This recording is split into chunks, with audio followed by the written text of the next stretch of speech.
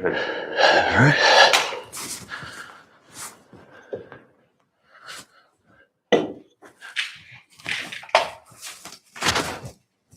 Just say hi to everybody. I'll be there soon. Getting things set up right now. We're a little bit behind schedule, guys, but we will be live shortly. All right.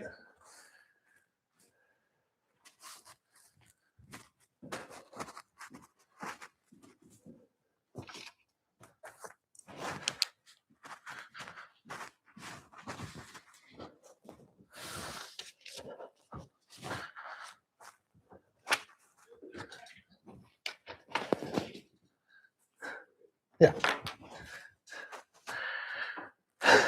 Like, and then when I turned 5 years old. Hey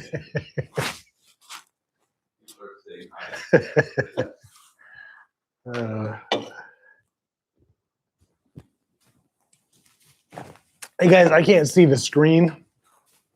So if you're making comments until the team kind of gets all set up, and we'll be able to answer your questions. But in the meantime, I'm just gonna hang out here awkwardly and wait for everybody to get set up.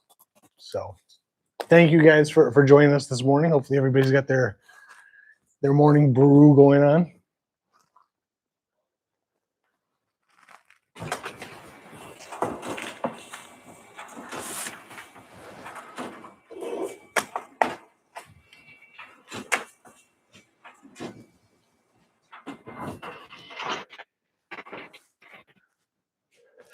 So, say hi to Akbar Allah Agabidi. Akbar, thank you for joining. Thank you. And then say hi to motivational 6F_7U.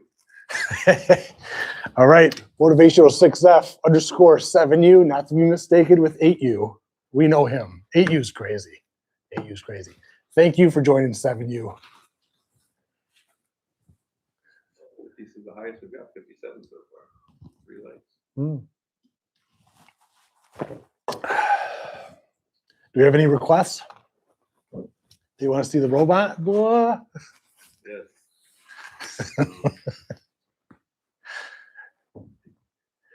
Bobby from Brooklyn says, "Can you do the moonwalk?"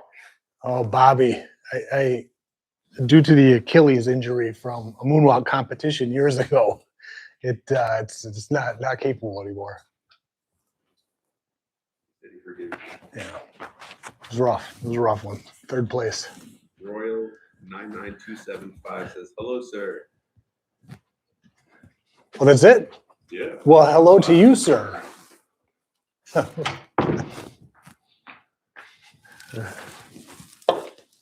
We got a wild bunch in this crowd. You want me to sit over here? That's the way you like me. We got a wild bunch. We do? We're already past our highest. These guys are crazy.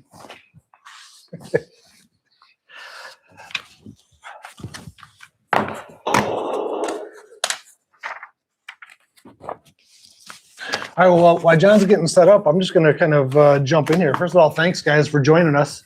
It's been, we're working through these lives and a lot of different things, so it's been great to have you guys. Thanks for all the posts, the comments, the shares that you guys are doing. It really helps the channel. We're growing, nearing, I wish we were touching this later, but nearing the 10 million mark, 10 million subscribers, which is insane. So thank all of you guys. It's great. I mean, the shares in particular will help the channel grow. For those of you that want to know, it helps. It's good stuff. Quips of the day. I got my little handy dandy sheet. No notes yet. Quips of the day. You want to do the quips? You like quips. Yeah. Well, quips are like your favorite thing. I love it. Yeah. Well, especially when they're pointed. Yeah. So why don't you do the quips? My all-time favorite. Oh boy. Your raise becomes effective when you do. That's his favorite. Yeah, no, I really love that one. Or if you're not going to make the right decision, you probably shouldn't be the one making the decision. Yeah. I love that one too. But for today, based on the stuff that we're going to be reading and going over, don't be too busy to make money. Mm-hmm. Oh, I like that. A lot of times people make things really complicated, lots of to-dos that don't really help them. All of those distractions. So don't be too busy to make money. I like it. And the second one, tomorrow's problems should be different than yesterday's. Yeah. Give them a day to get it done, right? Right. So Right. So the problems of yesterday should not be the problems of today, or you should be actively working to reduce that. Again, both of these are kind of themed around the part of the book that we're going to read today, Yeah. or the opening to the book we're going to read is Paradox 2, which is boundaries build bridges. Right? Yep. Boundaries build bridges and not walls. And so I think that's those are some really good quips for the day. Yeah, no, that'd be great. And we constantly are putting out different quips. I mean, it's a never-ending array of quips, right? Oh, John. Hello, everybody. Yeah, we got a lot of people engaging on the comments All right. already. All right. Producer Frank. So sorry we got a little late, lost in the moment there, I guess. But yeah, so today, don't be too busy to make money is an important concept. I like that it's funny and fun, but there's this side that's the people are trying to grind it out and battle through things. And it's a lot easier if you don't have a lot of distractions. And sometimes people are so distracted, so busy, and they're really not available to do well. And so we're going to talk about that a little bit. As I shared, and tomorrow's problems should be different than yesterday's. Those are the two big themes. So just a little recap there. Producer Frank's yelling at me. Anything you'd like to add on that before we move on? No, I mean, those are both great. I mean, we could have full conversations on both of those quips. I mean, I think for anybody that's, really doing anything, you can look at those, and there's been so many times, especially the older that you get in business, where the being too busy to make money it becomes very real. You can get inundated real quick where you're doing a lot of stuff that's not really moving the needle. And it's very easy just to keep going. So, I mean, it kind of leans right into number two, is figuring out ways to kind of be adept. So I like those. Really good. Yeah. And one of the things that we're going to go deeper on are around frustrations at work. So a lot of our distractions are us spending time to avoid frustrations. And maybe if we dealt more directly with things that frustrate us and say them, even though it might be a little uncomfortable for a person or for yourself for a bit, it's that honesty kind of leads us to a productive conversation. So many things are where one person is trying to have a conversation around solving a problem, but the other person is kind of protecting their identity, and they just can't communicate with one another. And so this whole piece around driving towards having a conversation about the same things. If you're hunkering down and protecting your identity while I'm trying to solve a problem, everything that I say attacks your identity. Not everything, I'm not trying to dramatize it, but if you're ever in an argument with somebody and you're trying to talk about the facts and the item, and they start to personally attack you and all of that. And so I believe going through a bunch of the frustrations, the 5 key areas of frustration at work, and talking through some of those would be great to help us eliminate that and become more available to make money or work on new challenges. I love it. So that's kind of that frustration pattern piece. Yeah. So we're going to lead into, we've got the collabs and the focus groups. We're going to touch on those for a second. Sure. So collabs, definitely keep, reach out to us. We're working on getting the site up where they can apply to do collabs, et cetera. But for now, even if you just reach out, put a DM in there. We're looking for people that we can collab with, particularly smaller creators that think that they might elevate their channel. It's just fun. Again, I think engaging with anybody that's, in our audience or talking about the same thing is going to be really neat. And the fact you're opening it up to, we're not just saying, hey, you've got to have a massive channel to blah, blah, blah. It's really just for us to get more involved with our audience and help out a little bit. So that could be a lot of fun. So if you're interested, you've got a channel, reach out. We do read every single message. So get comments on every single message. So, we'll definitely catch it. Just let us know. And then the focus groups are forthcoming. I need a date, it sounds like. Well, we're going to have some local ones probably. But so for these people,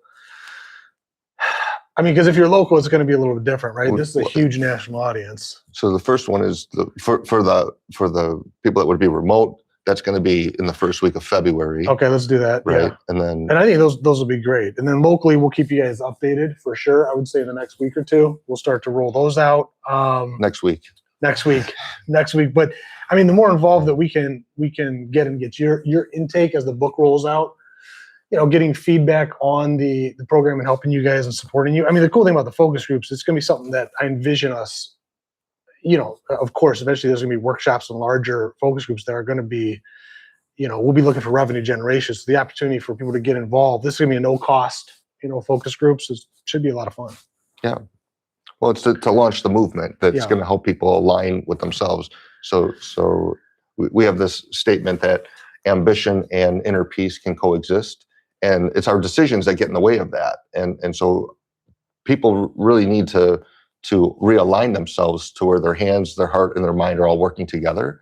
And we believe this is what causes a lot of struggles for folks. And that misalignment, doing things that you don't believe are right, but someone's kind of convinced you that maybe that's the right way to go. You're not as confident in the decisions that you make, and you're kind of going along to get along. It can mislead you.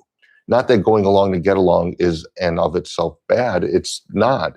There's a lot of good that goes with it. We don't have enough info, or whatever the case might be. Maybe we don't understand something properly, but so many times going along to get along is a path to self-erasure, and we definitely don't want that to happen. So I think this is a good block of stuff for us. We're looking at notes from Frank. It's like, Frank, go ahead. Say what you need to say. Yeah, I think it's important, for all the new people here, every week it's a little bit different of people joining us in the live. Just restate what the channel's all about, what the mission here is, why we're doing this. I think it's important that each show we kind of kick off a little bit of recap of who we are, what we're doing. Yeah. All right, what's the channel about, John? You tell me. Well, for me, the simplest way for me to put it is helping people. I think a lot of what when the book comes out, et cetera, this is all about making you the best version of yourself. And so the content that we produce here, we're testing all kinds of different things as a team. Like, what is the audience resonating with? What do you guys want? What's going to help you the most? And lean into it. So, but to answer the question for me, it's really about helping you guys become the best versions of yourself. Simple as that to me. For me, it's a little more nuanced, but I'm nuanced, right? I like the distinctions around, starting with a core item that's out there, and that's that people that are high achievers that accomplish a lot, they carry a lot of responsibility as well, and they're connected into their own communities, like them with themselves, with their family, with their team, with their broader community. And a lot of those relationships get put under incredible pressure, and they don't understand. People maybe don't understand what that person goes through. Not everybody lives their life, paying the price of other people's mistakes, like a business owner. Right? So there's pressure there. Yep. And then there's opportunities that they face that other people are very unfamiliar with. And then there's when your name's on the line and someone doesn't pay you, and your reputation is on the line, and then people say things about you that are not true. And there's a lot that goes on for those folks. So there's like this mental storm that's with them, and what we're trying to do is help people align themselves to what's most important to themselves. So I love this statement around success. At the center of your definition of success is your personal peace, right? Your inner peace. And then that if as many decisions that I can make that line up with my definition of a good man, the more peaceful my life's going to be. And so this is encouragement to do that through a bunch of items where we're basically taking on the challenges between our own ears. Those battles, we're talking about the inner battles that we've gone through, and then sharing them in a way that other people can find value and build their own playbook. You don't have to be a business owner or entrepreneur even necessarily to benefit from the channel. Right? We're not specifically targeting if you're a student or you're somebody that's a part of an organization or Well, that's a great point. We are intentionally making the content for the high achiever, right? Not to label them, but just somebody that accomplishes a lot, carries a lot of responsibility, and everyone around them. And by doing so, we're not trying to disqualify someone that's not a high achiever. It's just that persona, that person, first, that's what I've gone through. And then sharing those battles, I'm often misunderstood, right? There is an enormous amount of time in which I'm misunderstood. And I'm not the only one. Right. It's I've gone through a bunch of different things that other people don't face. Just that point around paying the full price of somebody else's mistake. Like Mhm. if we go out and do a project for somebody Mhm. and one of the people on our team says the wrong thing, does the wrong thing, a client could fire us. Right. I did nothing other than put that person to work. Right. Right now, maybe I'm the dummy that hired them. You could Right. say, fine, whatever. But the part there is to say that when you pay the price for other people's mistakes, you understand that you have to give other people grace because they won't be perfect, Mhm. Mhm. and you have to give yourself grace. And so being really good at forgiving people and being really good at forgiving yourself becomes a crucial element Mhm. in being able to build a business. And knowing that and feeling that, I can't have the same kind of response that a typical person might have that doesn't have those responsibilities. Hey, that person lied to you. You got to fire him. You got to get rid of him. Like, that's not coming from expertise and experience. Sure. That's someone coming emotionally at it. And maybe they're right, but by taking on that persona, that high achiever that's facing a lot and helping people understand what they're going through Mhm. and what they're thinking about, and then what the other side is receiving and Yeah. what they're going through, bringing those two together should help them both make better decisions. Yeah. Yeah. It's interesting too. I mean, because like for you always, the positions that anyone can take this information from, right? Because someone might say there's also a disproportionate gain. Let's say you hire somebody and I don't know, you have a software company and they come in and they create something that makes you $600 million. You know what I mean? Like, should that person now get do they share in the winnings as well? I think you're going way into the weeds, Steve, on this. Like, Really? I mean, if you pay somebody to do a job that they agree to, like all Right. of a sudden you're talking about that, Right. That's a completely, Yeah. is somebody. So if I invest the money Yeah. and the Right. idea fails, Right. but everybody got paid, is everybody giving me a refund for all the money that I put into it? Well, no, that's right. That's what I'm saying. Like, I'm not disagreeing with you at all. Like, because I've been on both sides of it. You know what I mean? Like, and it is interesting because I remember when I had my team at the agency, and I forget what we did. We had to change our commission policy, because it was way over. Like, we didn't know what we were doing. We were super young. Whatever, doesn't matter. But I remember I made a fractional change just like to survive, and it was like I was asking them to donate their car to the company. You know what I mean? Like, you would have thought I was, but if I hadn't made that the initial plan, everyone would be like, "Wow, what a great plan!" Right. But it's like as soon as I had to make any decision that was basically for survival at that point, what we were going through. I mean, it was a wake up call. Like, wow, not everyone's looking at this from the same perspective here. Right. It was very Well, I think that's how we can connect it back, because instead of the philosophy of how much do you pay for something and all that, right. but the idea that, hey, I made a decision on what my compensation plan was going to be for my salespeople, right, and I realized that it's unstable and it's actually it's unsustainable, and I need to make the change. right. And that was the challenge you went through, and then you're dealing with, I promised X, now I'm delivering less than. How do I tell them? Right, It's inconsequential. If it doesn't happen, we're going to go out of business. That's your perspective, not theirs. Correct. 100%. And so that would be, kind of, how do we remedy that? Right. So if yesterday's problems have to be different than tomorrow's, being more thoughtful at the front end, running a scenario, right? If you're not going to run a scenario through good times and bad times when you're setting a policy for compensation, you're probably going to set yourself up for a bad conversation or a difficult conversation in the future. Yeah, and that might be a good one to go into at another session, because I was actually just talking to someone about that. So I think it's top of mind. They were kind of going through the same thing that I did. Like they starting out, they had this plan, and then all of a sudden it's like, wait, this is crazy. What are we doing here? And now it's a problem. But anyway. Perfect. Want to go through the rest of the topics here so we get started? What? Was it something I said? Do you want to stay on task here for a second? Yeah. Oh, that's right. Yeah, really, Bars. Yeah. How about that? No. You're off. Got to run your routes. That's not. You got to run your routes. If you don't run your route, Oh, that's You funny. won't be ready when the ball comes, That's right. but the other team might be. Oh man. All right. Frustration pattern. So, yeah, we'll talk about the frustration pattern a bit when we get down to it. We'll go through the rest of the agenda so that people know what we're going to Okay. talk about. Yeah. Right. Then we're going to read the chapter 2, just the preface to chapter 2.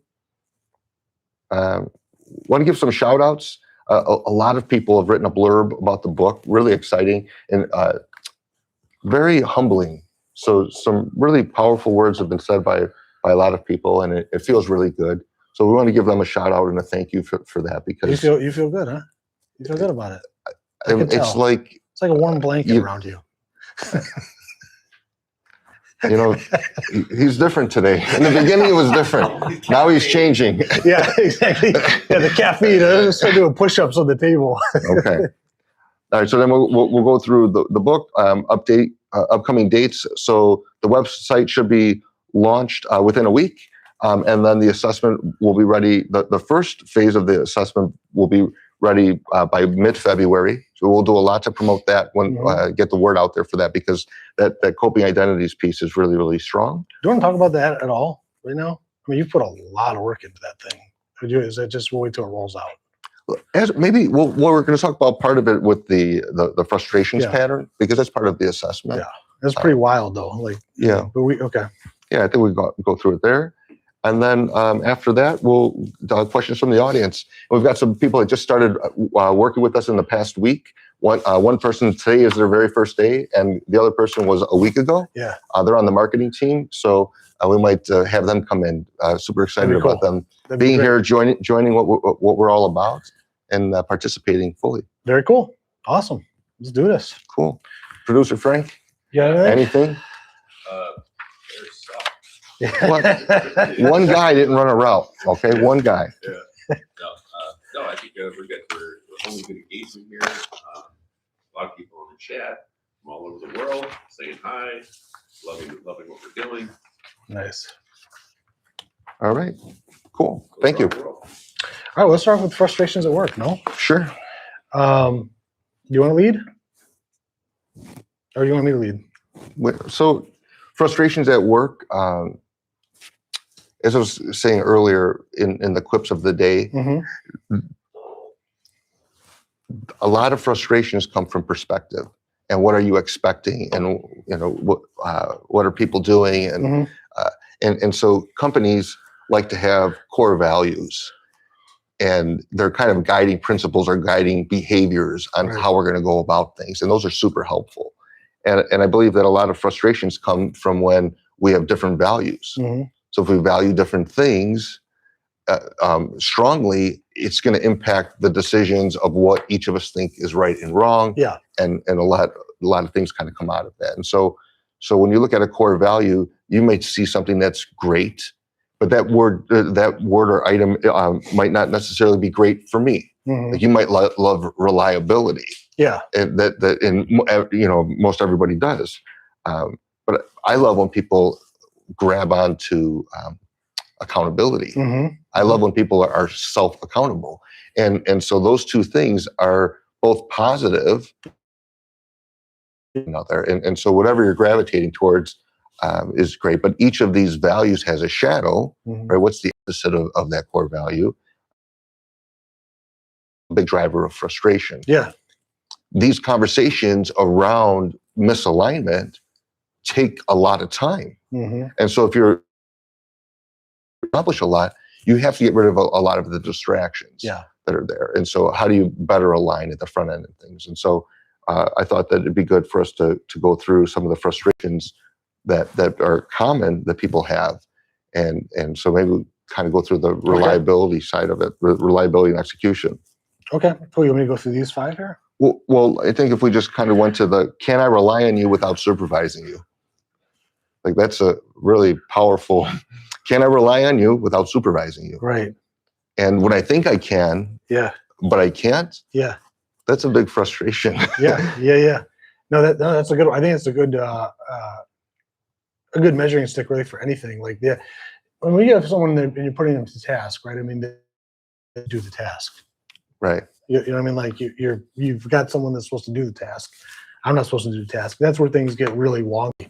in any relationship. So, I mean, the idea of can I rely on you without supervising you, unless it's a position that gets supervised, especially if you're a high achiever, the last thing you want to do is supervise anybody, I mean, Well, if it's an item that you're capable of, really, Sure. right? sure. So let's just put that in the context that the item that you're giving to the person is that they're able to do it. Yeah. Like if they're unable to do it, that's something different. Sure. So something where the person has the skills that are required, and you give it to them. Right. Can they rely on it? And the reason why they wouldn't is because you're not reliable. Mhm. Maybe you don't give it the effort. You don't have the follow up and follow through that's required. Something like that. So think of it as when you have something that you're capable of doing, can a person count on you to get it done without supervising you? Mhm. I think that's a huge item of frustration for people. I know it is for me. Yeah, I mean, really, for anybody, right? It's just one of those things where it doesn't matter what level of the game you're at. It's like, I mean, it's like anything. You don't want to sit there and handhold everybody. It would become happening if you don't have people that are moving the ball independent of needing to be handheld. I mean, it just goes without saying. But how does it make you feel, though? When that happens, how does it make me feel? Yeah, when someone's capable of doing something and they don't. It really depends, right? It's so nuanced. I mean, I Think of a sometimes- scenario. Yeah, so I mean, I could feel super frustrated. Think of a scenario in which this happened Yeah. and how you felt. Super frustrated. I mean, that's the easiest way to explain that. It's typically how I would feel. It's just really frustrated. I mean, it's one of those deals where, then you're cycling through trying to figure out like what is the disconnect. You know what I mean? So Mhm. there's conversations, there's time involved there. There's, so yeah, it's definitely frustrating anytime that anytime that happens to anybody, because you're not expecting to be frustrated by it. So is that what the issue is, that it's unexpected and you have to review it, or? I think so. It's unexpected. It's time that I don't have, right? That I mean, like, again, it's one of those things where you're typically offloading something. You know what I mean? Like, it's especially when you're starting a business where you start to bring people on, it's to take all of these plates out of your hands, right? I mean, and that the larger a business scales, theoretically, if you're a founder or whatever, the more plates you have, so you need people to take those plates off.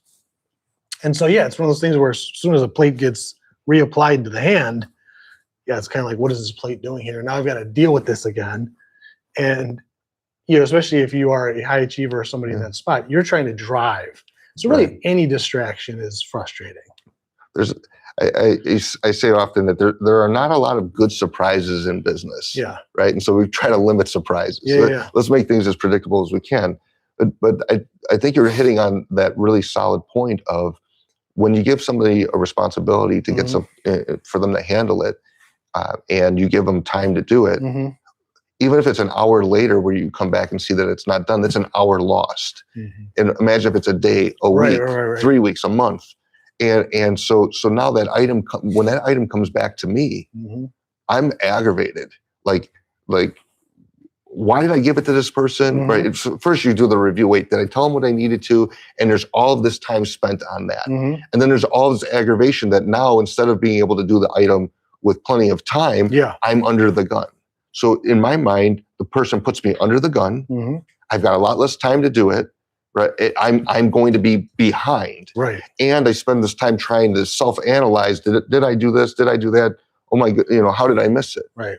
And if you look at that, all of that, putting something that was not urgent on my plate urgently, and making me go through that whole exercise is a huge waste of time. It's a huge distraction, and it's things like this that get in the way of being able, don't be too busy to make money. All that wasted time, wasted urgency, all of that there's a price to pay for it. And I just think it's important to kind of look at that. So instead of just saying, oh, well, they misunderstood and now that's okay, we're going to work together. No, like I'm trying to stop that. I want that fixed at the root level. Yeah, it's interesting though. Like some of the times for me, it's also been reflective. So especially whenever I would hire somebody I can remember a couple cases. You know, I'm not going to name names, but back in the day, great people. What was his name? Yeah, yeah, right. But you know, this would happen, and it kind of taught me a little bit about, like, if I hire you and I trust you and I know that you're capable, then there's just something going on. Either you don't care, right, which is, you know, it's always a possibility, or there's just something getting mixed matched. And what I found in my Well, is that true? I mean, what about people Well- just being afraid to do it? well, that too. Yeah, that's what I mean. It's very dynamic. Like for me, I think a big part of it was the way I was giving them the instruction, right? And so this was actually a learning point for me, because I was in a position where they were confused as to what I wanted, you know, and trying and blah, blah, blah. I broke that down and there was like a, you know, whatever. But that also taught me that I need to raise my game, which is why I don't have really employees or a team anymore, because I don't think I'm very good at that. You know what I mean? Now that's an extreme. Like I stopped doing that and went solo. But at the time, it was kind of a wake-up call for me. Like I was in a position where I needed to step away from my role and become a really good manager, if that's the right word. And I just wasn't super great at that. And so I was getting frustrated with my team for not executing on this stuff. And at the end of the day, I think I was, you know, partially, for sure, to blame for it. And it's the way that I was giving it to them. And this guy was a killer too. Like, I mean, I really like that guy, and I'm glad I didn't. You know, it was just like, I've always got that. You know, conversations are always easy. Like people can always come talk to me. So we worked it out. But it was funny the way he even presented it to me was. You know, it was kind of a wake-up call for me, like, wait a minute, okay, yeah, I'm not that great at that. And so I had to start kind of refining like how I was giving them the stuff I was giving them. But anyway. I think that's just communication between people. A lot of times it's amazing that the high achiever is always being asked for more and more. Not only do you have to go out there and do this and do that, now you also have to explain it well so that this person understands it, that person understands it. And the thing is, when that leads people to be performative, where they're trying to have a certain outcome happen, and then they start playing that part. And what I learned is that people misunderstand me, whether I'm saying it, trying to tell them in that way or otherwise. And getting rid of the fluff has been helpful to me, because I want to be able to say it. This is what it is. And then discuss it, confirm that the person knows what they're doing, and then let them do it. And then what happens is, again, you know what, this is a great point, is that a person's level of authority, experience, and things matters in what I'm talking about. And so if I'm talking to I'm not talking about something that's going on with an entry-level position, somebody new. I only work with the senior people. So the people that are at the table with me are all qualified to be at the table, or at least I've deemed them qualified to be at my table. And so when I'm reviewing, hey, does this, thinking, did I put the wrong person at the table? Like that piece there. But I need to be able to speak freely and not have to dance around topics and things when it's my team. Because it's my team. So we have to remember that context, that I'm not saying this, that, hey, don't worry about how people receive it and do all that. If you're paying somebody a significant amount of money to do something that you need done, and they understand how that item, this is not something outside of what they know how to do. I believe being very clear, very straightforward is incredibly important. And when you get performative and you start explaining and over-explaining, that becomes the problem. Keep it clean. That way, well, no, we don't get into that. This is what we need. This is what it is. It's in writing. That's the expectation. So I'm not saying what you're saying is not true. I'm just saying that it sounds good. It sounds good, but it sounds like you're giving more work to the person that's already accomplishing a lot. And I think we need, the whole point here is to give more work to the other people to do. Let them rise. Let them do outstandingly well with something. Yeah. I mean, it's interesting, because anytime you're dealing with anything like this, you're dealing with human beings, you know, so it gets, I mean, the number of scenarios that you could paint in there. So I don't want people to get, you know, confused by it. You know, it's one of those things where there could be a myriad of reasons why, if I'm giving you something that I don't want to supervise you on at all, there's the obvious stuff, but I mean, who knows? Like it's something to definitely work through, but no doubt, I think it's a frustration that, I mean, I don't know anybody that hasn't probably dealt with that to some degree or another. I believe that's why it's healthier to set a context like through a story. Yeah, Where yeah. I'm saying, hey, think of a story on it. Mhm. Because in my head, I'm running through, I'm working with my leadership team, Right. right? I've given them something clean that they need to do, Yep. and then it doesn't get done. And so can I rely on you without supervising you? Right. Right. I'm giving you this item. Yeah. Why isn't it getting addressed properly? Mm-hmm. So context matters, framework matters, making sure that is understood. Yeah. Otherwise, a lot of what we're saying can be lost. All right, next one. Truth, clarity, and communication. Is that good? That was great. Yeah. I would maybe just I think give a quick little bullet point wrap up of like that first nugget, which I think you've said it in longer versions. But so how can somebody get to the point of reliability and execution? Like, what if you were to put a laser on it? What is the solve on that? Well, I saw it more as saying that this is what's frustrating to people, right? One of the core items of getting frustrated at work is giving somebody something that that they're capable of doing, and then not being able to rely on them, where they don't deliver what's expected. And so that's something to keep in mind, that can destroy the trust of the team, because that person's not valuing how important it is to the person that I rely on you for what I've given you. And so both parties have to look at it, both the person that's giving it to somebody and the person receiving it. So often we hear the argument of the person who received it complaining that they didn't get it. And we don't hear enough about the person that gave it that didn't get it done. Right. And it has to, again, the high achiever is a lot more tolerant than the lower performer. Right. The lower performer has a knee-jerk response, but somebody that's responsible for a lot says, wait a minute, if I blow up here and I go nuclear on this, it's going to cause a lot of other problems. Whereas the other person, I'm not working for a guy that says this or that. It's different. So I was just trying to raise awareness that when someone gives you something to do, if they can't rely on you to do it without supervising you, that relationship's is going to become at risk. Yeah, those two people can't work closely together. Yeah. All right, truth, clarity, and communication is what you say what you actually mean.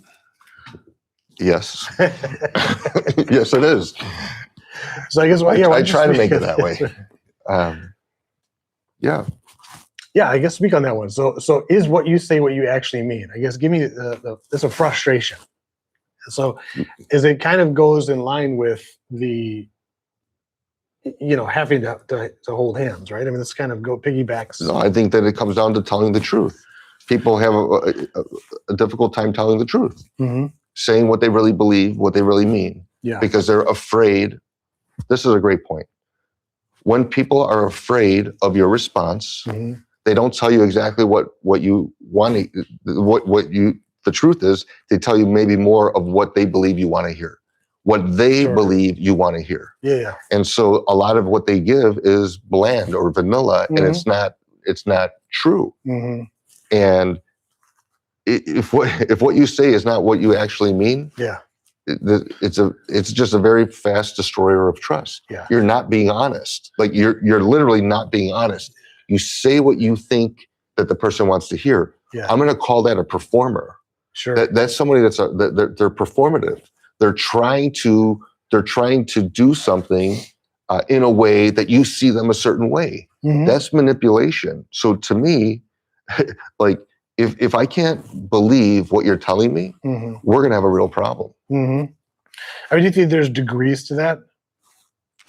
Well, I mean, we're human. There's going to be degrees to everything. But what we're talking about is for being frustrated. Are you frustrated? Like, if that's a frustrating thing. Yeah. Well, I mean, it's just a frustrating thing. And then think about how gossip happens at work. Right. Somebody says something they don't believe is true. Then they go ask somebody else what they thought of it. And then what they thought of it. And then another person thought. And it's like you opened up the Pandora's box to gossip. Right. and you've brought this wildly distracting element into your workday. Yeah. And again, a high achiever wants to move through the items, Right. and you've got they're going to be too busy to make money by Right. being occupied with nonsense. Right. Right. So I guess, do you think that, like, I guess you would call them like white lies, or something like, let's change the context where you have a boss, like a huge client, do you always tell them, like, do you ever fib? Why wouldn't you just tell them the truth? Well, I mean, let's say there's different personalities, different, who knows, right? You guys, You don't. you've never been, I don't think you change the truth. I think that maybe you manage what information you share. there you go. But if But you're asked a specific question, Yeah. you got to answer the specific question. Yeah. I mean, there's not. I'm not saying it altruistically. I'm just saying that I want my word to be good. Yeah. And I believe it takes a lot of courage Yeah. to tell the truth. It takes a lot of courage to tell the truth. So I want to tell the truth. I want to have that courage. Yeah. So if what you're saying is not what you mean, Mm-hmm. and you tell me something that you believe that I want to hear, once I figure that out about you, I will not trust you, Right. because I don't believe that you're honest. Yeah. And for me to want your point of view, Yeah. hey, Steve, tell me, instead of tell me what you really think, Right. don't tell me what you think. Tell me what you think I want to hear Right. in this. And you don't think it's truth. You don't think Right. I want to hear the truth. Right. So tell me the lie that you think that I want to hear. Right. Like, Right. to me, that's, even though now I'm making fun of it, because a lot of people, I'm trying to expose it in a way where people look at it and say, yeah, wow. Do you trust people who don't tell you the truth? Like, I don't.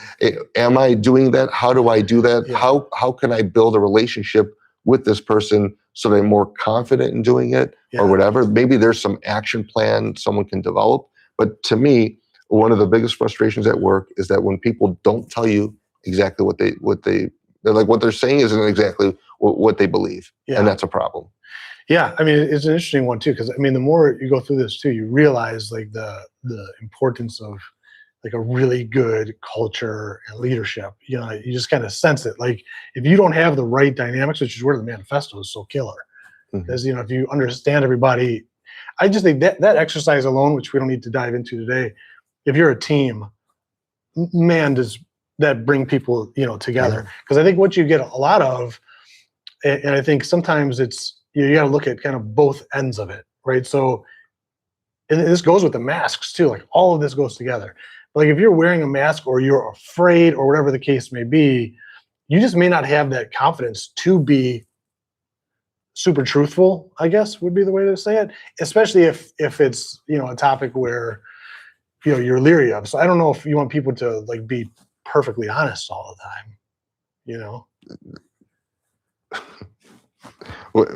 Where do you want to take it, Steve? I do want people to be honest all the time. Yes. What you're talking about is, I'm an adult that works with other adults. Right. So let's make sure that we're being distinctive. I'm not talking about children. I'm talking about an adult working with an adult. Right. If you're not confident in something, and I'm trying to give you a responsibility, Mm-hmm. do I have a right to know that you're not confident with that item? 100%. If I'm asking to go in this direction and you don't believe it to be right, Yeah. should I expect this out of you? Earlier, when you were explaining it, it's funny how, again, you put the responsibility back on the person that is saying what they're looking for, Mm-hmm. and not the responsibility on the person that's listening. Yet the person that's not doing their Mhm. job is the one that's listening, that's receiving that. Sure. And I think that this is what's happened over the last 20 years with a lot of these management books and other things that have been written. Yeah. It's gotten everything to be, the person's got to be reflective and reflective and reflective. And there hasn't been this accountability to the other person. Yeah. It's the leader has to be accountable to all of these things. But what about the person that's getting paid to do the task? Mm-hmm. Are they accountable to that? Yeah, and for I sure. know that this might sound a little bit ugly, and I'm trying to juxtapose it a bit, because both sides, I believe, have to play their part. Yeah. But it's not discussed often enough on the side of the person that's receiving that. They're getting paid Yeah. to do a job. Yeah. And now they're getting paid to do a job, and now they get a free pass of not doing it Right. if they've deemed that the leader didn't give them the responsibility, right? Sure. And they're allowed to not tell the truth. Like, we're getting into stuff that's like a circus now. Yeah. There's no order in that. And I think that's why this stuff is breaking apart, is that it's so centered on things that are not stable structures Mhm. that both of us can lean on. Right. So a stable structure for both of us is, tell me what you believe tell me what you think is true.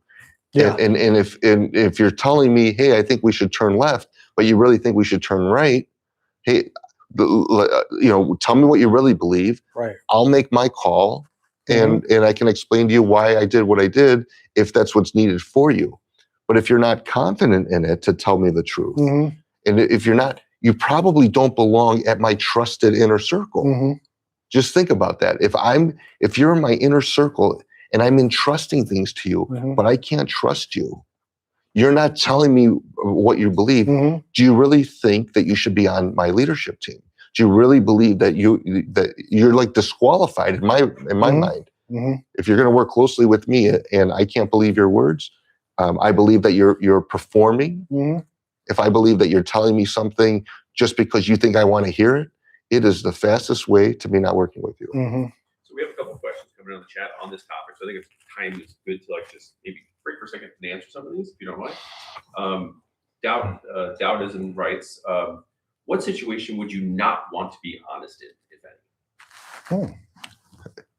What the first thing that came to mind is, if someone had a weapon and they were pointing it at another person, I would lie through my teeth to save the life of the person and ask for forgiveness on the lie later.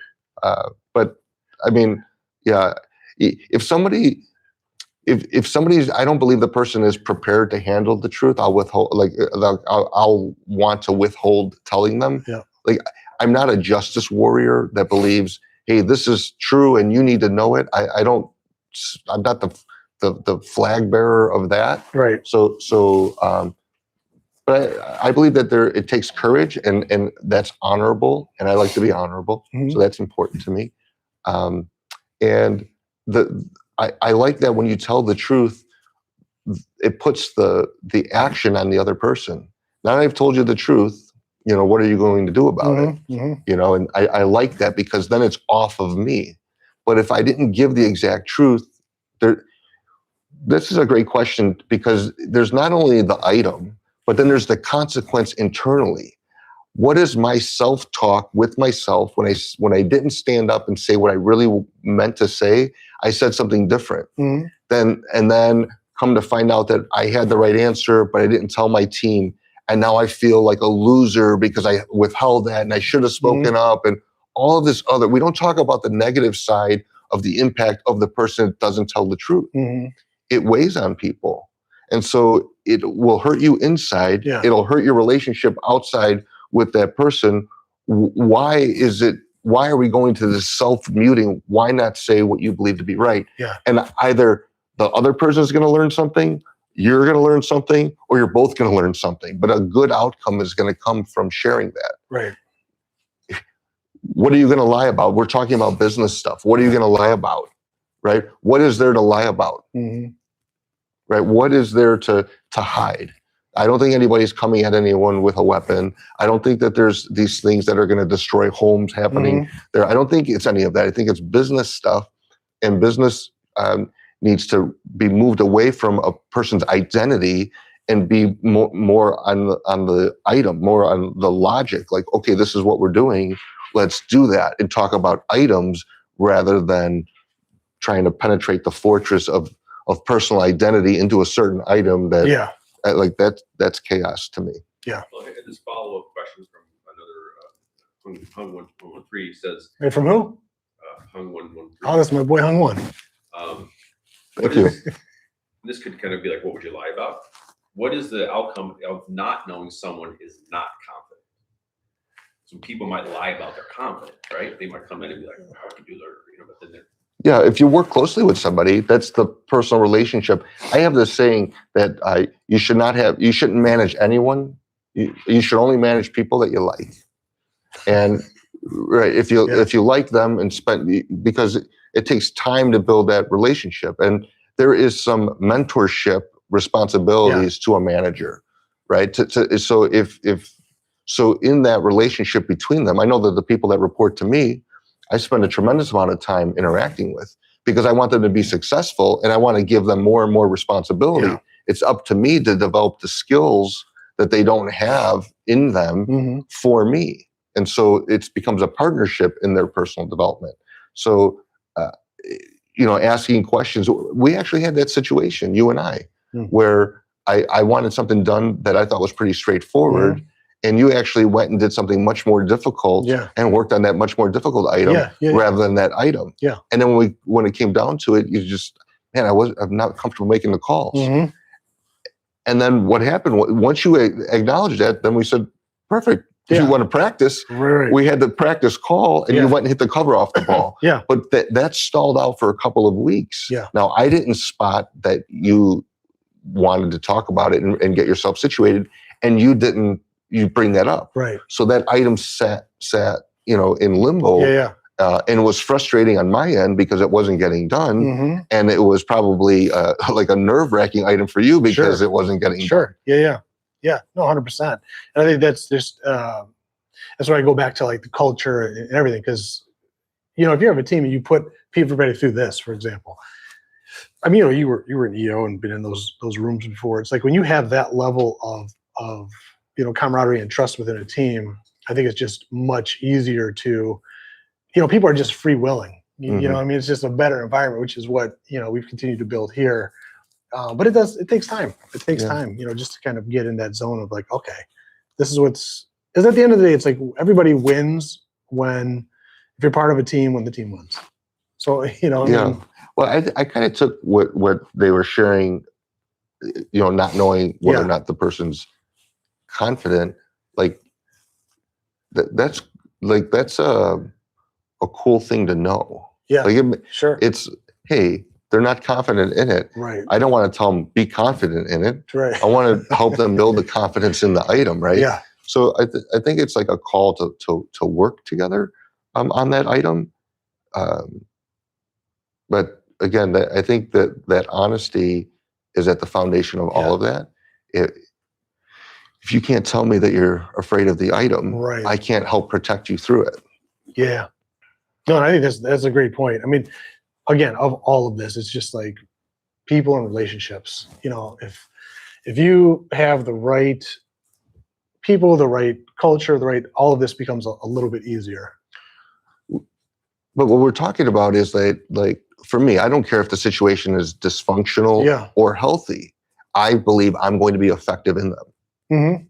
So I don't need a healthy environment to go into, because my confidence isn't me expressing confidence in the person, in the team, in the whatever. It's in me being me. So whatever situation I get into, I want to leave it at least as good as I find it. So that's an important item. Maybe that should have been one of the quips of the day, right? You just did. Yeah. So I want to leave situations at least as good as I find them. I want to leave people at least as good as I find them.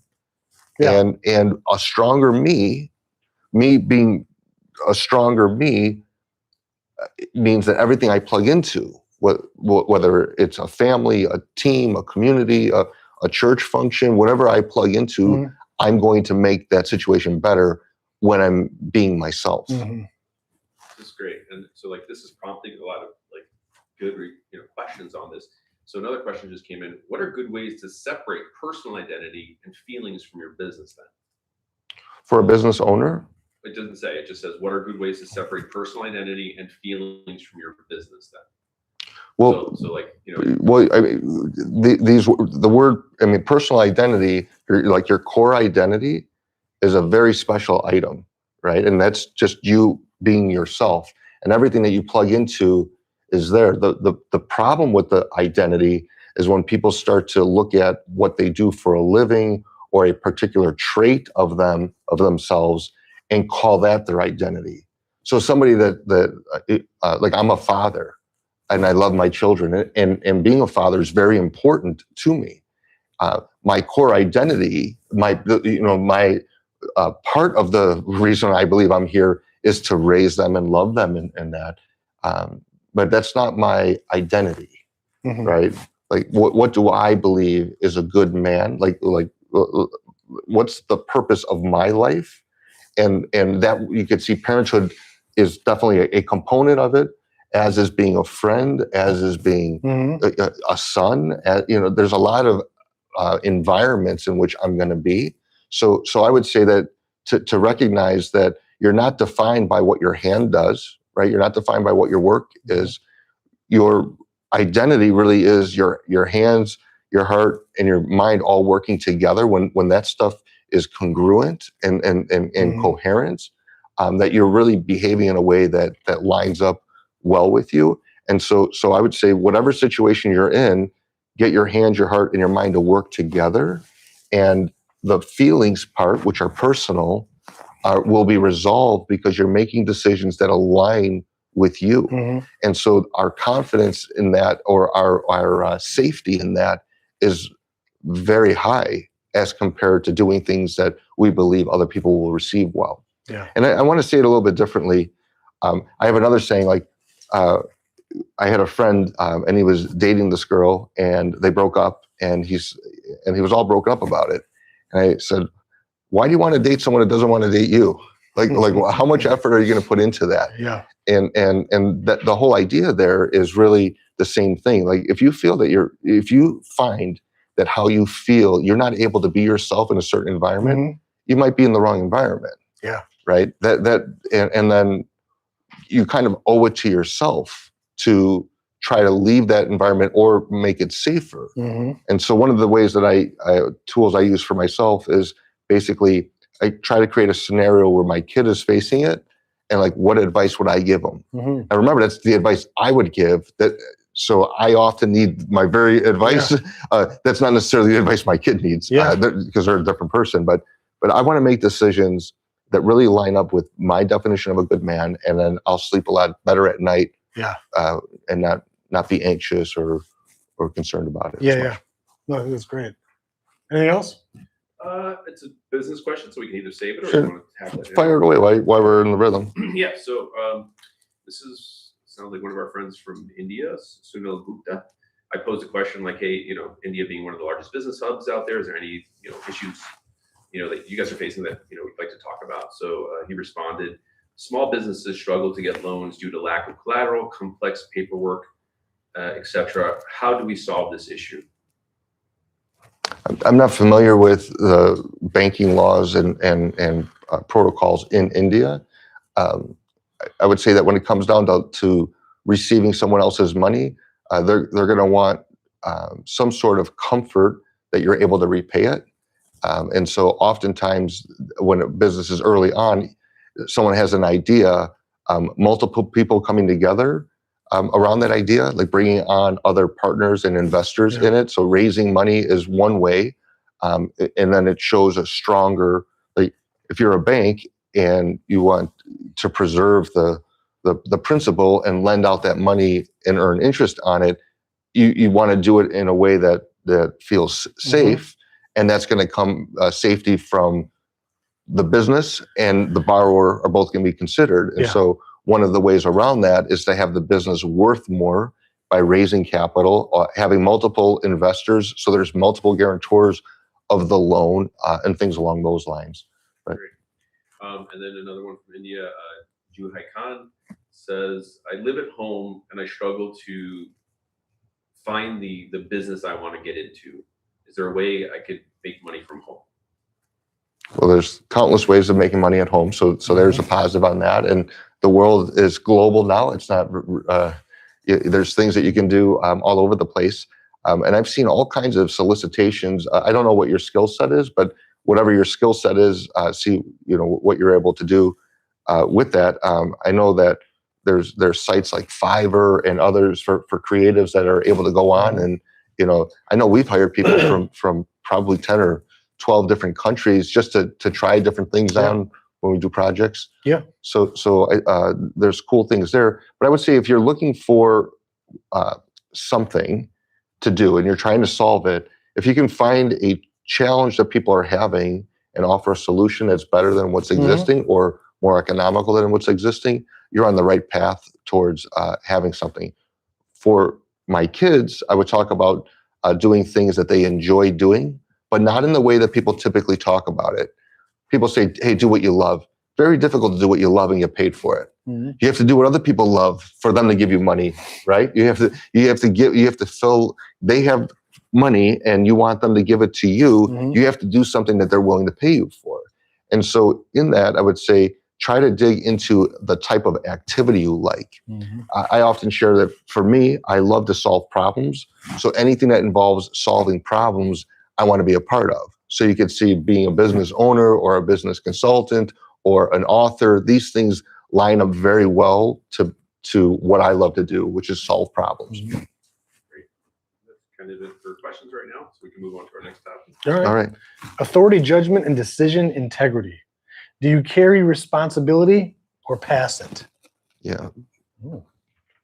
Well, we're talking about frustrations at work. Yeah. And we're talking about the distractions that come from these frustrations and how they get in the way of us making money. We're at work, we're trying to make money, we're trying to do well, we're trying to advance, Mhm. if we're trying to get promoted, we're trying to deliver something great for our clients. Things get in the way of that. Mm-hmm. And they're typically frustrations. So we're trying to say that. And we're also trying to talk about how we work on things so that we have less distractions tomorrow. So that, yesterday's problems Right. can't be tomorrow's problems. Right. So we're tying these two concepts together. So talking about somebody shirking responsibility, Mm-hmm. Pointing fingers at somebody else or Yeah. blame shifting, Yep. that'll drive me crazy. Mm-hmm. And I've had a recent situation with a family business that I've been helping out, not my family business, another family business. And one of the people, one of the partners is hyper focused on who done it. Mm. And I come from an environment of autopsy without blame. Like, I don't want to get into all the emotional side of it. Like this was what was working or this was what Right. was not working, and kind of go through it. But when someone starts pointing the finger Yeah. and attacking the other person, it's a very clear sign, right? Like, if you're in business together, Yeah. you want your partner to be stronger. Right. So when you see behavior that weakens the partner, that knocks them down, you can already see that it's a power grab, right? And a power grab, not the ugly side of it. I'm talking about it from an insecure standpoint. Yeah. Right? Like, it's a fearful response. If I believe that my competency is at risk, Yeah. or my the way people look at me Right. is at risk, what am I not willing to do? Like, I'll go to all kinds of ends of the earth to protect myself from that, or people will, right? We're talking about people. When you see a conversation going in where somebody is attacking the other person, or lowering them, like, this person did this and they do that, and talking bad about them when the person's not there. This is a great line. There are way too many conversations about John without John. Right? I'm not there to defend myself, and you're over there, and I can't expose the other side of the story that might change the way people look at things. But when you see somebody literally intentionally demeaning the other person, it's like they want to weaken their opponent. It's not about this shared responsibility of this great outcome that we're trying to fight for. It's about the way that person's perceived. Right. And I believe that happens often in business, that people won't carry a responsibility. They like to have an opinion about everything, but they don't own any tasks. Hey, you should do this and you should do that, right? And you should do this other thing. But no, I'm not going to give you any goals that I'm going to do, or I'm not going to have any action steps that are due that you can expose I didn't get done on time. Yeah. And so people do this very subtly often. And so to me, it's like, do you grab onto responsibility? I look for it. Does the person grab onto responsibility? And then do they handle it well? Right. And for me, the third item, which is kind of unique for me, do they consult with me on it? Interesting. I had somebody that was on my team, and he thought that he replaces me. Like, hey, I think the same as John, therefore I don't need to ask John's opinion. Right. But it's like, no, we see things very differently. and I'm not one better than the other. Like, I'm not talking about which is better, but for you to think that you have the same opinion as another person or the same insights as another person, it's basically saying you know best. Mm-hmm. You're not allowing that other person to weigh in. You're not allowing them to share. I actually think it's done more like bravado, like, hey, I've got this. Mm-hmm. But to me, I don't trust that. That gets kind of in the way. Even though I like when people take on that responsibility. Yeah. The third element that I was kind of talking about for me is that if I'm the one that wants it done, Mm-hmm. and you've got an idea, buy it, why wouldn't you run it past me? Mm-hmm. Why wouldn't you run it by me and see if there's anything I could do to help or simplify or confirm or whatever? Don't make me irrelevant. So does the person take responsibility? And then in that responsibility, did they forget that it's ultimately my responsibility? Mm-hmm. And that happens often. And so it's kind of like, there's items there, there's issues there. Yeah, for sure. I mean, do you ever wonder, like, so like in instances like that, do you ever wonder, like, why does that happen? Well, that's what we're talking about. I know, that's what I mean. Like, so if you have someone on the team that's doing any one of these things, like why is that happening? Do you think it's that individual, or do you think it's like the environment that they're in? Like, It's always going to be the individual. Mm-hmm. And then it's always the individual. The environment just brings it out, Mm-hmm. right? Like, let's say I'm honest, Yeah. and whatever the situation is, I can be honest. If it's a good environment, an unhealthy environment, right. a toxic environment, I can always be honest. It's always up to me. Right. It's what do I do when I'm in that position? Yeah. And so I don't believe, like in that example I was giving about the partner in the business, I don't believe that the person is intentionally doing these kinds of things. Right. I think it's his nervous system responding to the environment in the way that he perceives it. Sure. But that's his perception. He owns his perception Right. of that environment, not me. Right. And that's what I've been trying to say throughout this whole conversation, is that we spend way too much time saying, okay, the environment isn't right. Mm-hmm. To whom? To that person? Mm-hmm. Okay, that person has a responsibility for making that a healthier environment. Mm-hmm. Because they're the ones that are deeming that it's unhealthy. Mm-hmm. The other person, so we have to be mindful of that. But blaming somebody else,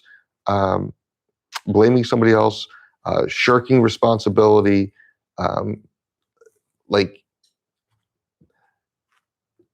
weakening your opponent, talking down about Mm-hmm. them, talking bad about them, going to tell somebody else about them. Mm-hmm. Like if it's a family business, going to talk to other family members Mm-hmm. about it, bringing all that. Man, those things that could do a lot of damage. Managed Director, that's a really great question on topic from Sunil Gupta, 3371. How to balance family dynamics in a family business. Oh, you're dealing with this. This could be like a 7-year project of discussing all of this. We're an hour 8, so just give you a time check. Well, I believe that at the core of a good family work environment, very core is love. That we know that we love each other, and then that we set some ground rules around how we're going to behave, especially if there's multiple generations involved, like how we're going to behave within that, and having some to address the dynamics. Like, for example, if one of the people is, let's say there's parents and sisters and brothers, like siblings, all that are owners in the business, and it was started by the parents, let's say. When you're in that situation, let's say, hey, it's very important that the family stays together, and it's very important that the business does well. Mm-hmm. Now, if the father had to give responsibility, and only one of the kids could run the family business, let's just say that was the scenario, and the father picked the person that he thought would be best to run the family business. Mm-hmm. Is that father picking one child over the other, right? Should the children receive this as dad loves this brother more than that sister, mm-hmm. or whatever? We can see that that's going to be a problem. Mm-hmm. And so if the siblings turn it into you're picking that child over this child, that's a real problem. That's a real problem. And it shows that the framework isn't there that is really needed. And that's, hey, all of our families eat from this business. This provides for all of us. Let's set some rules around how we're going to behave. One is you get paid by performance.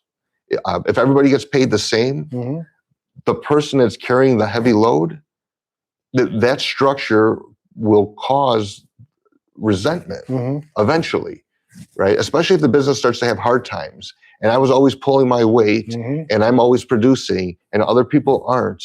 And I provided for everybody in the good days, and now it's bad days, and they're bad for me, even though I'm still performing because of those others. That structure will cause a lot of issues within the family. And so the idea there is to say, hey, what do we need to do to make the business run well? What do we need to do to make sure our family runs well? How can these coexist? And then are we willing to sacrifice one of our kids or family members not working in the family business and preserve the family? Like, how do we make that happen? So this is an extremely nuanced topic. So I'm just trying to show how having the right structure in place and moving things through what's best for the business and not tying the person's identity to the business and all that. I don't want my kids to work in my family business if they don't want to. I don't want my kids to identify that, oh, I'm a business manager because my dad was in business management, therefore I have to be in business management. Or if I was a retailer, now my kids have to become retailers because I'm in retail. No. So being mindful of that, and then understanding what activates people and what gets them to be fearful is critical. And so we have a tool coming out for this very topic around how we cope with things. And it's really part of the book. But to promote the book, to help we're trying to have the book become a New York Times bestseller. And we believe that we've got an incredible opportunity for that. And so what I'm doing is I'm taking this assessment that we created around coping identities and coping masks and how we behave when we're fearful, and turning it into an assessment that people go on, take, and learn what their primary is. And it would cost them a pre-order of a book. So they basically get the assessment and 2 books for the price of 1. I'm bringing it up. Sorry for the shameless plug. I'm not really trying to plug it. I'm just trying to say that this topic is big. And one of the things to understand are how we cope and what fears drive what we have to cope on. And so we do have something, and there will be a bunch of free things out there on the website. We'll promote that so you can see it, and hopefully that'll help you. But good luck in your business. Great. One last question for you, which I really love this. This is awesome. This is what lives are all about. Like engaging the audience. More so than trying to finish this, but it's another question just came in. What are ways to build a good environment to bring out the best in individuals when it comes to work?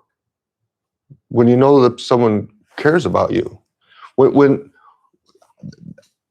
my team used to make fun of me when I said you can't manage somebody unless you like them. But if you break it down, do you feel when someone likes you or dislikes you, right?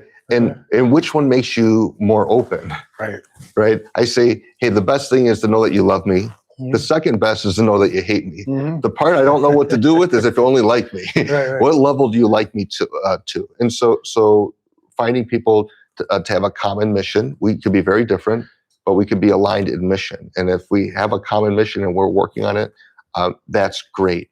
I'd say work with people with a manager that really cares about you. And I like to care about my team and them to care about me. Like I like to have that kind of relationship. Now, I know that that's not always possible, and actually a bunch of people frown upon that. But that's what I like. That's where I'm most comfortable.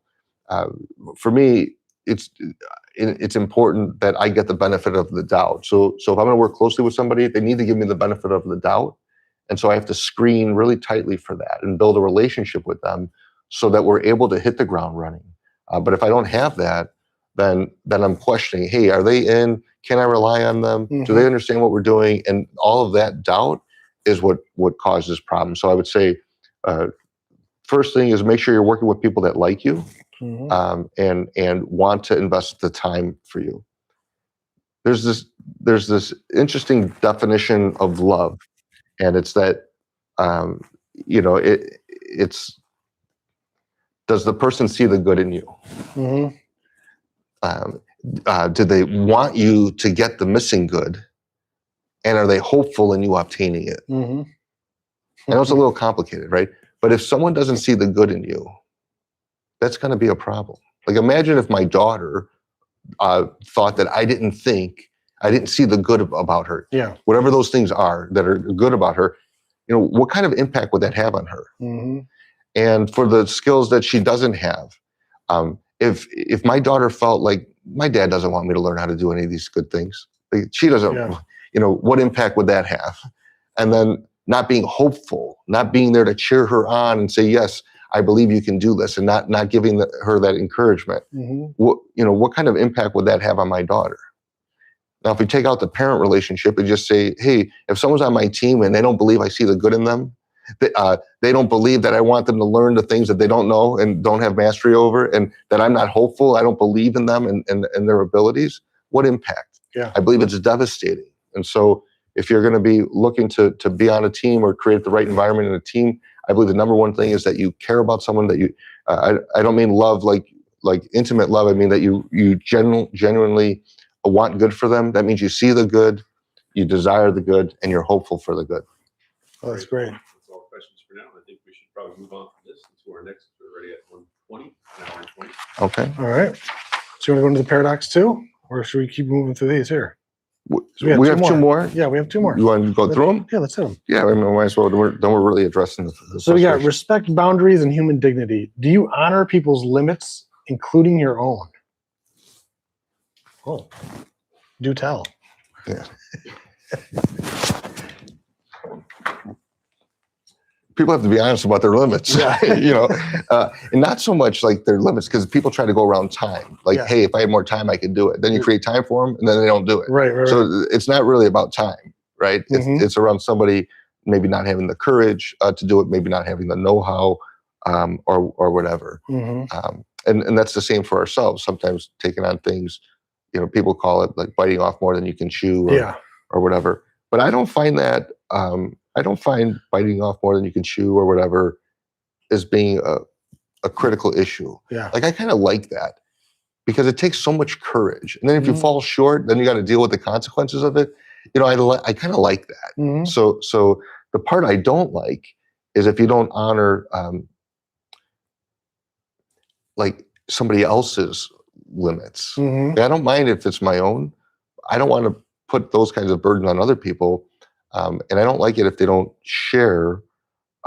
Like, the ugly form of this question for me is like where you have a super demanding person that's never available to help. And then Mhm. if you ask a question, they bite your head off. And if you fall short, they're so quick to point out every one of your errors, Mhm. things like that. So that's the part that I don't like. So that's the ugly. We're talking about someone that doesn't really respect that a person is a person. Mhm. Got to value that they're people. They're not interchangeable parts. Even if the role, you have 100 of the same people in the same kind of role, it's still a person. Yeah. So I love when we respect that it's a person. Mhm. And it like that just means that they have dignity, right? They have dignity. Yeah. Whether you like them, trust them, you know, respect them, whatever, that's all up to you. Yeah. But treating them like a person, that human dignity, that, you know, that's God given. Yeah. And so when I see people that don't do that, I don't like it. Mhm. It's like, you don't want to get to the top.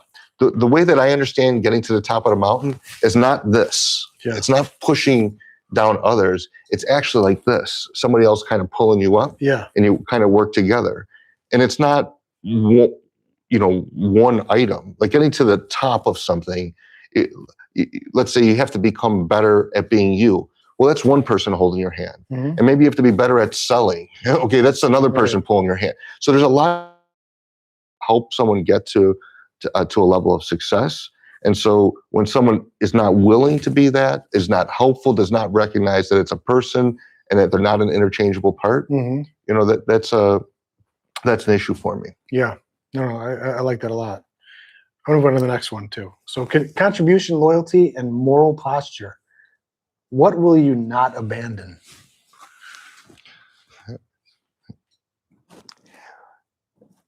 people not doing what's expected of them is a problem, right? If they disengage and they disengage, but they're still getting paid. Yeah. They disengage, but they didn't tell you. They disengage, whatever that, I just had it where somebody was basically saying that I was a bad person and all these other things. It's like, I paid you all along. You customized the role around you.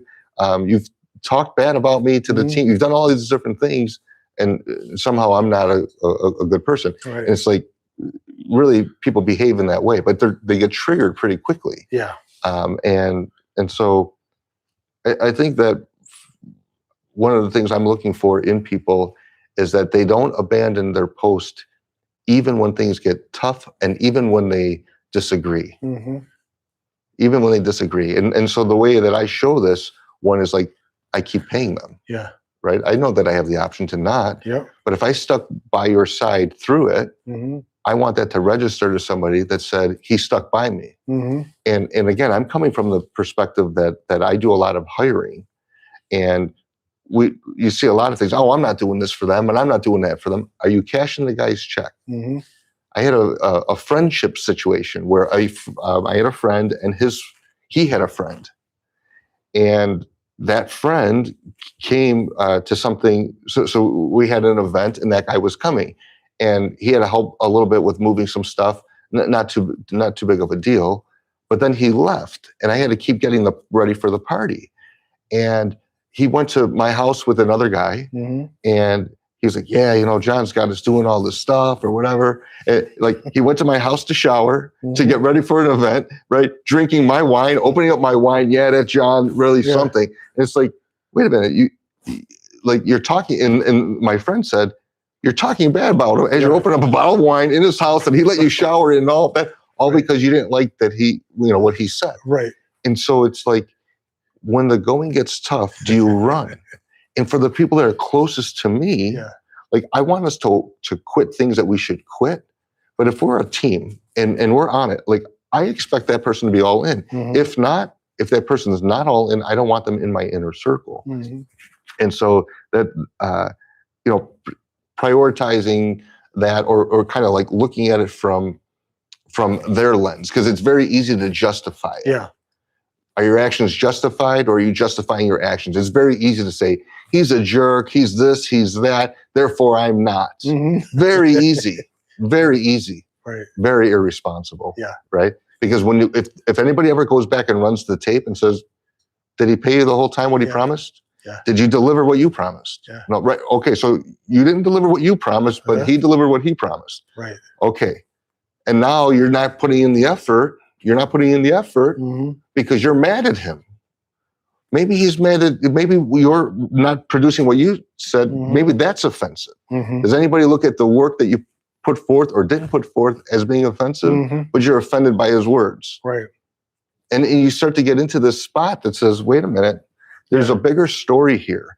And the item is with the person. Again, not the leader. Look, there's always going to be people to say things. Yeah. I can't control the way you interpret what I say. Yeah. I can't. Your fingerprints are all over what I just said to you. Your fingerprints are all over those words. The same way that my fingerprints are all over whatever you say to me. Yeah. So. Very true. That was great. Got anything? No question with this, John. All right. All right. Let's move. So we're going to move on to the reading of that chapter. Yeah. And this is great because it's boundaries build bridges. And most of the time people look at a boundary as a wall. A boundary is crucial. It's absolutely crucial in self-regulation. It's crucial. The boundary is for me. It's my boundary around my energy, around my time, around whatever. So in the book, I just went through the boundary piece of it because it needs to be addressed. And we need to understand what they are. It's like if someone goes for therapy, for example, if you go to therapy with a psychologist, it's to build tools, not because you need help, right? Oh, you need help, and this you got issues. You got to go get those things resolved. No. You need to build the tools. It's personal growth. You build the tools to cope with the situations that you face in life. And so again, the paradox is meant to say, hey, it's not a wall, it's a bridge, and then we share a bunch of stories throughout it. Okay, great. I'm going to read this the first little piece here to this chapter. And I might stop periodically and just kind of bounce some things off of you. So here we go. Paradox 2, boundaries build bridges. Learning to embrace imperfection is a big step toward becoming an extraordinary leader. But at the end of the day, wouldn't it be great to have peace? The kind of peace where you can be yourself and behave according to your personal definition of a good leader? Well, the key to that is boundaries. Boundaries are not barriers. They are bridges that connect you to what matters most. Setting them is like a present from you to you, what everyone gets to enjoy. It's very interesting. I mean, I just think that the, boundaries into bridges, I guess, put that in a Cliff Notes version of how you thought about that when you were writing it. Some managers operate with an open door policy, Yeah. and that's great. Maybe their team faces situations throughout the day and they have to keep that open door policy. Mhm. I work on things that are more strategic and larger in nature at the design level. Mhm. And so I know when I'm productive and I know when I have that kind of energy. And if it's going to be very difficult it is very difficult for me to charge through something that's hard Mhm. when I'm getting interrupted. Like I'm a hyper focuser, even right before this. Yeah. It's like, I don't want any action steps. Go tell this person. I don't want to tell anybody anything. Right. I don't want to do anything. Like I'm zoning in. I want to be uninterrupted. Yeah. Like literally I work in a different spot so that I'm uninterrupted. Fortunately for me, my team knows that Yeah. I want to be uninterrupted, right? And so when someone knows I have a boundary like that, and that says, hey, I'm productive during these times, and so I don't set any meetings, I don't want any calls unless it's an emergency. By me doing that, I'm establishing this is really helpful to me. Mhm. When somebody respects that, it actually better connects us. Mhm. When somebody respects that, it helps me accomplish more for the business, which is better for us, for Right. both of us. And so disrespecting that causes the problem. Mhm. And so that I know that I'm going to be frustrated. If you keep interrupting me, I'm going to be frustrated. Right. And what's going to happen is you're going to start to feel like garbage, right? You're going to, oh shoot, there he is again. Oh, now Yeah. I'm interrupted. Like he's such a jerk. Yeah. People will say, oh, he's such a jerk. He's an a-hole. You can't talk to him. How many times I got to tell you not to interrupt me? Like that I'm focusing and I'm preparing. Right. And that's why I won't even go to the office until that happens and all Yeah. of that. Like, what is it going to take? Eventually, you're going to come to that conclusion, or is you just going to put a label on me, call me a name Mhm. instead of seeing that? So if you want to put the label, call me a name, right? It separates us Yeah. the way it's supposed to. Yeah. But if you respect it, it connects us because I appreciate when someone appreciates a boundary I set. Right. And that's the way someone's, wait a minute, I changed my behavior to accommodate that boundary that you set. Mhm. People respecting your boundaries goes a long way. And so that's what I was trying to show here is that so many people want so many things of me. Mhm. I know that I have to protect my time so I'm productive. Otherwise, I'll be sucked into their world of all the things that they're facing and doing their busy work. Like, go do it yourself. Right.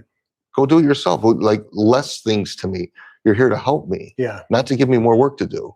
And these are some of the things that kind of go on in the world of a high achiever. Right. That most of the world just kind of looks at him and calls him a jerk. Mhm. But if you dug deeper and saw that, hey, there's a lot more to this. Yeah. So that's where the a good underlining principle here is, and throughout the book, throughout that chapter, there's all kinds of insights on that. No, that's great. Let me continue.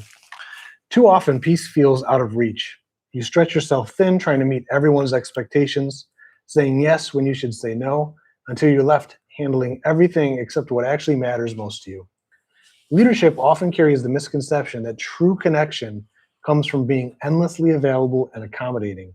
But this mindset leads to burnout, missed opportunities, and strained relationships, even at home.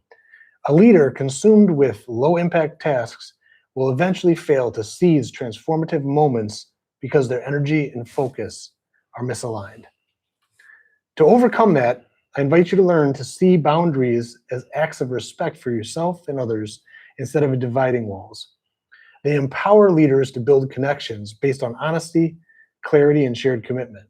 And when your team honors your boundaries, celebrate their effort, let them see the empowerment that clear limits bring, modeling the behavior for others and reinforcing a culture of mutual respect. I want to stop there for a second. I mean, this is all so valuable. I think for people that are listening to us and wanting to set these boundaries, I guess what happens, when you've got a team and everyone it could be a myriad of, like in your example, let's say we all want to really respect the moments when we're most clear. Mine's, we have different times and all that. I mean, there's got to be some level of, obviously, some, what's the right word? Some give and take to like what a boundary would be to me, no? So, I mean, a boundary is not about the other person. When I set a boundary around my time, Yeah. that's a boundary for me that can benefit both of us. Right. Right. So I'm setting a boundary. So let's say it was tied to self-regulation. Yep. Because, hey, I don't like people that complain a lot.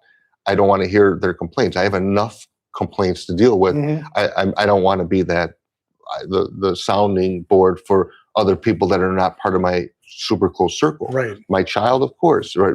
My loved ones, yes. My closest, but not for more distant people that kind of consume my energy, and then I don't have my energy for the people I love most. Yeah. So there's a self-regulation as well as our protection around my energy. Uh-huh. I care about my relationship with my children so much that I'm going to prevent my energy drain by listening to this person complain and getting engaged in their circle of complaints that they just go and complain to everybody else. Like, I don't want that. I want to come back and have my strong energy. So it's my response. It's not them. It's me saying, until you get the tools to cope with what your life is, like until you get that, I'm disengaging. I'm not going to be a part of that conversation. I'm not going to condone that or reinforce the pattern that you're able to share those things with me. Yeah. I don't want to be a part of those, and that's something that's I'm able to do. And so what is really happening there is good for me.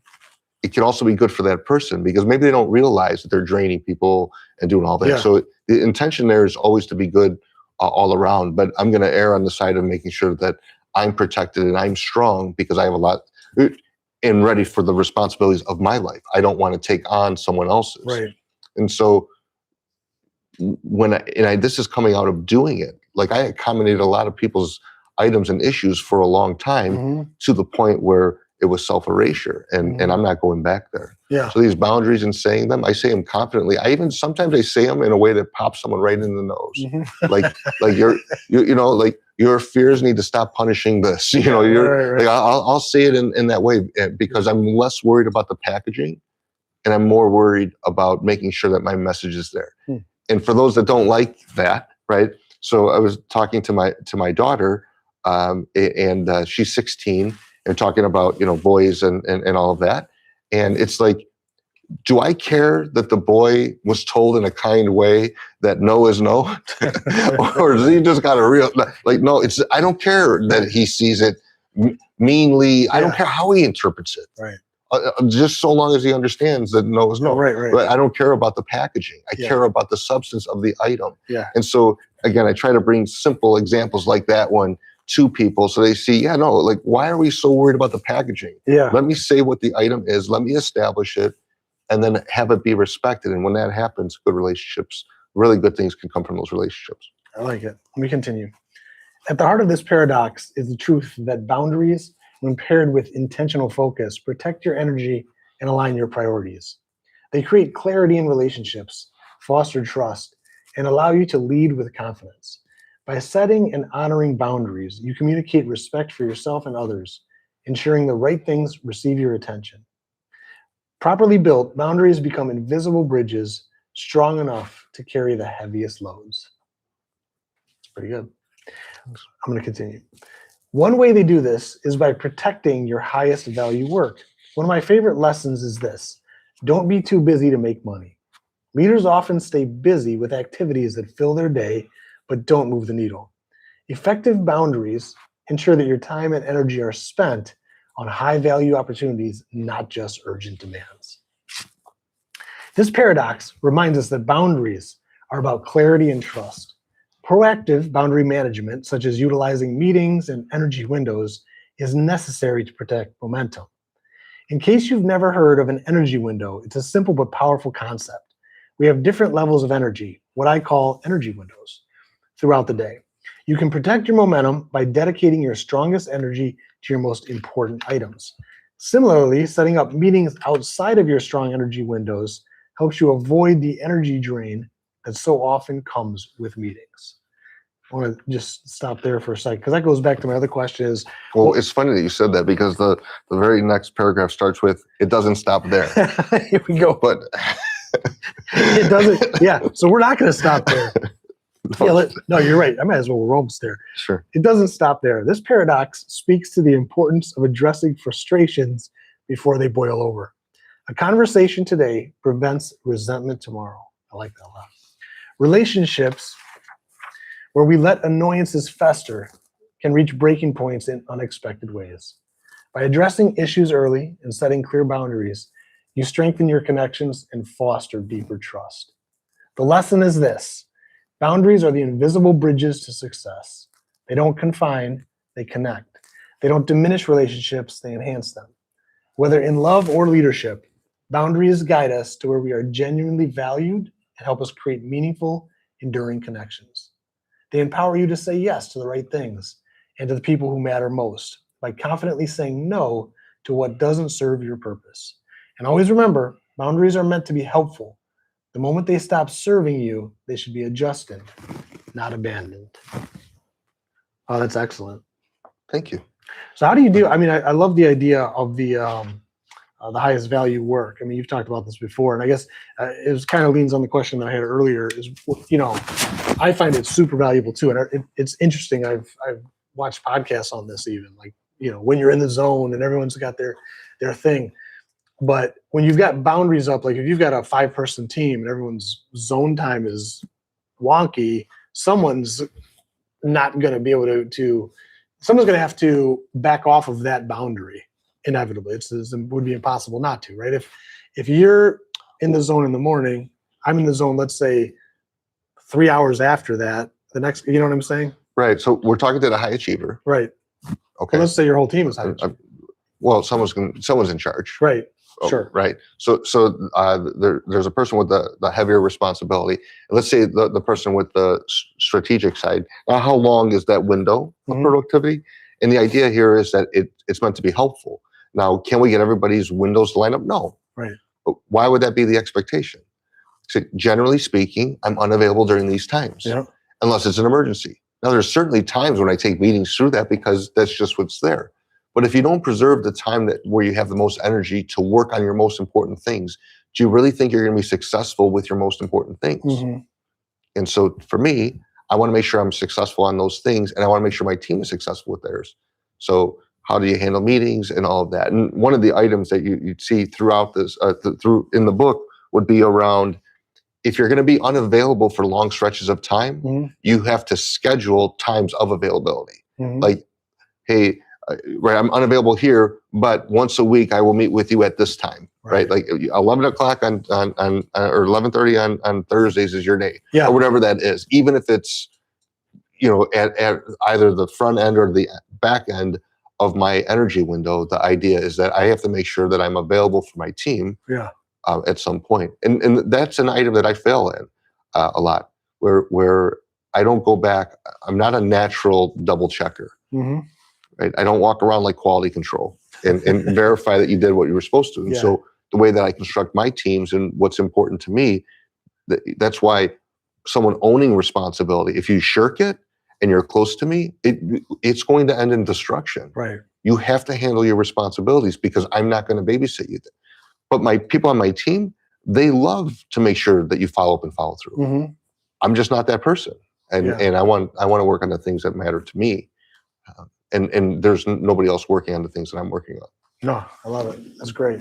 This is awesome. And there's this chapter is obviously killer. This is going to be great, but hopefully everybody got something out of that. We put a link to the Kindle pre-order in this chat. So if anybody, if you want to just shout that out, there's actually a link available right now for pre-ordering the Kindle book. Great. Where this information is coming from. We're on live right now. Oh, come on, everybody want to say hi to Brittany? Come say hello. I just want my Brit- heater. She It's won't like- say hello. She's She's desperate for a heater because it's like the Antarctic out here today. Hmm. You know, it's because the Bears lost. Yes. Right, Frank?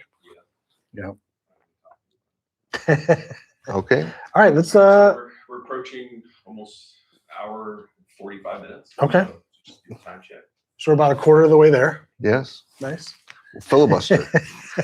All right. So we did the book, Frustrations at Work, shout outs, the blurbs. We can wait on that one. Okay. So just some great things. We're going to put them on the website too. But again, super grateful for what people have said. Yeah, that's awesome. So it's actually incredible. Yeah, and some of those are just. I mean, those verbs are. I mean, they are. There's something about getting them. You know, it's kind of like self. I love seeing them because they're also, you know, from the people that we're getting them from, or you're getting them from, plus what they're saying. It's Yeah. It validates the work. It's really, really cool. Okay, shout outs. Book chapter I just did, right? I think we're just questions from the audience. Yeah. I kind of went through as we were going instead of saving them for the end. So we've been kind of answering them in real time. Okay. You need to get Hung Won back here. I wanted the question from Hung Won. Just go back and make sure we hit everybody. That's my guy. You're terrible. That's my guy. Yeah, I mean, I think we hit them all so far. All right. All right. Well, thank you everybody for Yeah. tuning in. Hopefully there was some good value delivered to you.